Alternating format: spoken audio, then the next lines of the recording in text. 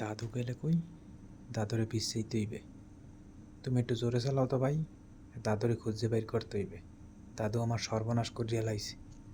এই হুন্ডা থামাও থামাও, দাদুরে পাইছি, থামাও হুন্ডা থামাও। দাদু, তুমি যে মোর বউরে গোপনে গোপনে মিষ্টি খাওয়াব, এর কারণটা কি? কারণটা নাতি বউ একটু আদর সোহাগ পাওয়ার লইয়া আমি দাদা হৌর হিসাবে নাতি করে মিষ্টি আমি খাওয়াইতে পারি না। পারেন তা তোর কি এটা সন্দেহ? তা সন্দেহ না। তুমি আমি কি কষ্ট করে এক বিয়ে করছি আর তুমি যদি ফাইল লইয়ে যাও, আমি তো সেই চিন্তায় থাই হাঙ্গরাই কথা হইল এটা। এই হালায় আসলে মানে বেকুব কারে কয় এটা এখন দেখ। না এটা বুঝাই দিল যে বেকুব। তুই আমার একটা নাতি, তোর বউরে আমি মিষ্টি খাওয়াব না, মিষ্টি খাওয়াব কেটা? এটা গোপনে খাওয়া তুমি। তা গোপনে খাওয়াব না, সন্দেহ।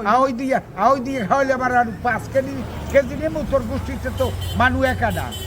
আমার তো সে হাঙ্গুদি সন্দেহ হয়, আমার মন খারাপ থাকে।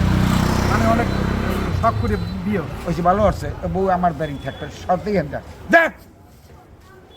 কথা হইল এটা আমি বুঝি নাই। সমাজের মধ্যে একটা কথা পাই গেছে। মানে কি করে না এগুলা দাদা, মাথায় খেলে না বুঝলেন। আপনার নাতি আসলে পাগল হয়ে গেছে মনে হয়।